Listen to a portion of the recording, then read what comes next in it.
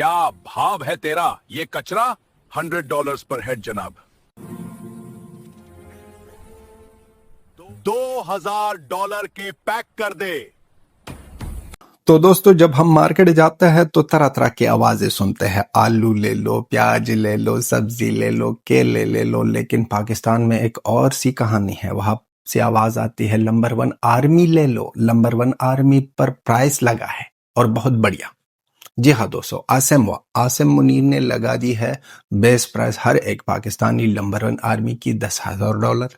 लेकिन बिड मिल गई है भाई साहब, ऑक्शन हो रहा था, बिड मिल गई है और इसराइल की तरफ से $100 की, और कह दिया कि भाई साहब बोसड़ी है, $10,000 की बात मत कर, क्योंकि रिसेंटली तालिबान के हाथों में कुछ भी नहीं था, फिर भी आपकी आर्मी की पतलूनी उतारी थी और आप बात कर रहे हो $10,000 की। $10,000 तो बहुत ज्यादा है, $100 देकर आप खुश हो जा, इसी पर ही अपने दिल को ना सुकून दे दो। ये जवाब मिल गया है इसराइल की तरफ से पाकिस्तानियों को। अब पाकिस्तानियों स्पेशली आसमा शेराजी का एक जर्नलिस्ट है पाकिस्तान की, एक खातून है, खजीजा खातून की तरह ये भी एक औरत खातून है। इसने लिखा है कि कई पाकिस्तानी कह रहे हैं कि ये फेक न्यूज़ है, लेकिन मैं कहना चाहती हूँ कि ये है नेशनल इमेज बिगाड़ना। हमारी नेशनल इमेज बिगाड़ गई। अभी नेशनल इमेज, आप नेशनल थे ही नहीं, आपका नेशन है ही नहीं, नेशनल इमेज की बात कर रहे हो। बात वो लोग करे जिसका नेशनल इमेज हो। आपका इमेज तो ना था, ना है और ना रहेगा। आप किस इमेज की बात कर रहे हो? आप किस इज्जत की बात कर रहे हो? आपके जर्नलिस्ट खुद नहीं कहते हैं कि हमारे पतलूने उतार दी जाती है एयरपोर्टों पर और वहां पर डंडा घुसता है हमारे ऊपर वाले और नीचे वाले हर एक जगह में। पहले नीचे से डंडा मिलता है, फिर वो डंडा निकाल के ऊपर से मिलता है इन लोगों को। यह है पाकिस्तानियों की इमेज। आप अपनी इमेज की बातें मत करो, आपकी इमेज यही है, आप जो बेच रहे हो।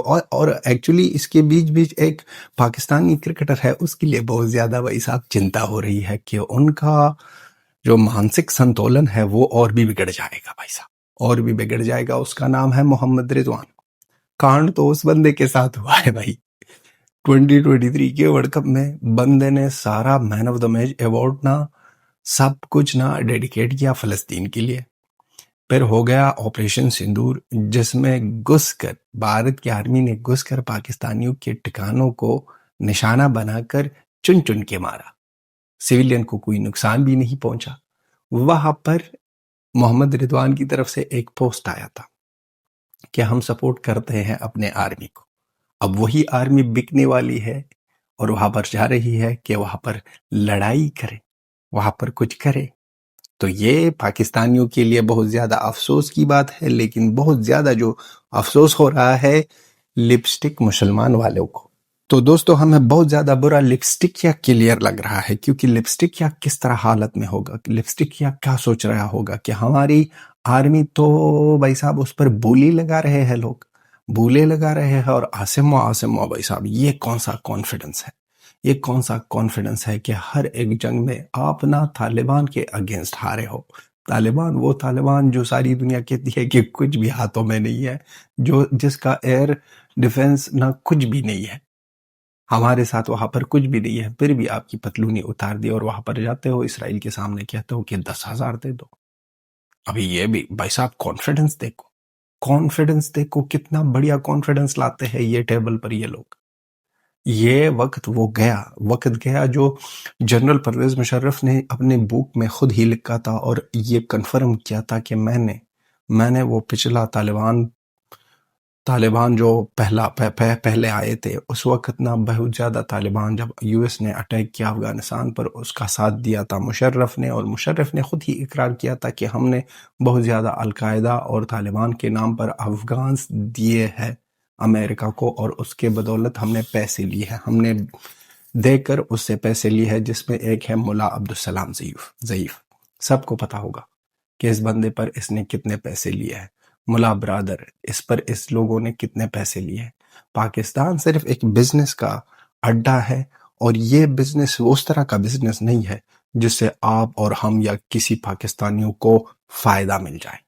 یہ ایک ایسا بزنس ہے کہ صرف دہشت گردی کرو، یہاں پر دہشت گردی پروڈیوس کرو، یہاں دہشت گردی کے لیے کام کرو، یہاں دہشت گردی کے لیے آگے جاؤ. یہی پاکستانی نعرہ ہے اور یہی پاکستانی کی اصلی امیج ہے. یہ جو کرتے ہیں، یہ جو دکھاتے ہیں، اس میں بہت زیادہ ڈفرنس ہوتا ہے. دکھانا کچھ اور، کرنا کچھ اور اس میں بھی یہ چورن والے جو کھاتے ہیں چورن، اس میں بہت زیادہ خوش ہوتے ہیں. اس میں بہت زیادہ خوش ہوتے ہیں اور اسی میں یہ پراؤڈ فیل کر رہے ہوں گے. اب یہ نمبر 1 آرمی کا یہ جو پریس ملا ہے $100. $100 بھائی صاحب، ہمارے پاس بھی 1000 کے ڈالر ہے. ہم کو بھی 10 چاہیے، 10 آرمی چاہیے، پاکستانی آرمی 10 چاہیے. اور اس کے ساتھ ہم کچھ ایسے طریقے کریں گے کہ بھائی صاحب پتہ چلے گا کہ ہم کس طرح پاکستانیوں کو ٹریٹ کرتے ہیں. اور تو اور بھائی صاحب، پاکستانی آرمی سے روزانہ پاکستانی آرمی ریزائن کر رہی ہے اور جا رہی ہے، جوائن کر رہی ہے ٹی ٹی پی کو. ٹی ٹی پی کے ساتھ کڑے ہوتے ہیں.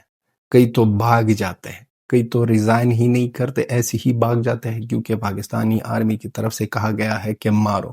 وہ بھاگتے ہیں اور ڈائریکٹلی پناہ لیتے ہیں، جاتے ہیں ٹی ٹی پی کے ساتھ کڑے ہوتے ہیں، کیونکہ ان کو اب پتہ چلا کہ ان لوگوں کے ساتھ یہ کیا کرنے والے ہیں، کہاں بھیج رہے ہیں، کون سی گیم کھیلی جا رہی ہے.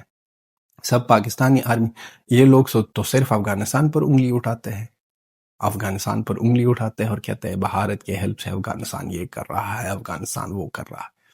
انگلی اٹھاتے ہیں، لیکن اپنی ہی آرمی بھاگتی ہے، اپنی ہی آرمی ٹی ٹی پی کے ساتھ کھڑی ہوتی ہے اور پھر سے وہی آرمی نمبر 1 آرمی کو ٹوکتی ہے.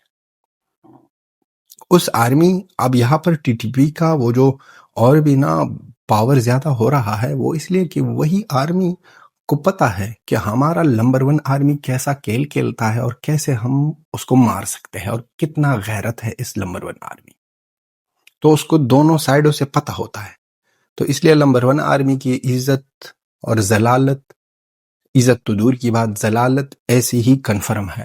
اور جو ہمارے لیے پاکستانی کبھی کبھی آتے ہیں، گالی دیتے ہیں، اس کے بعد صبح کی ویڈیو جب ہم ڈالتے ہیں اور پاکستانیوں کے بارے میں بات کرتے ہیں تو کہنا چاہتے ہیں سٹارٹ میں ہی کہ یہ پاکستانیوں کی صبح کی میڈیسن تیار اور ہم آپ کے سامنے لائے ہیں. دوستو لے لے پاکستانیوں، لے لو.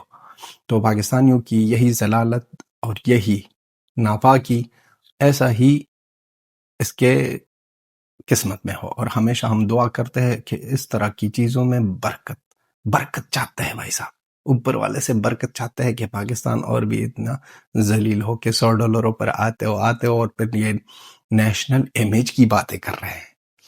تو دوستو آپ بھی اس بیس پرائس کے بارے میں بات کرو کہ 10,000 لگائی تھی اور بٹ مل گیا ہے $100 کی. اس کے بارے میں لکھ دو. اس کے بارے میں بھی لکھ دو کہ محمد رضوان کا حال کیا ہوگا اور کس طرح وہ سوچے گا کہ کیا، کون سا ڈرامہ، کیا ہوا اس کے ساتھ. یہ ہمیں بہت زیادہ چنتا ہے کہ اب وہ کیا سوچ رہا ہوگا، اور یا سوچنے کا کوئی نہ ایبیلٹی ہے ہی نہیں ان کے ساتھ، کیونکہ وہ تو صرف لرن کا اور ون کا بندہ ہے. تو دوستو بغیرت پاکستانیوں پر لعنت اور جے ہند، جے افغانستان. یہ تھی ہماری video. Till then have a good time. Bye bye.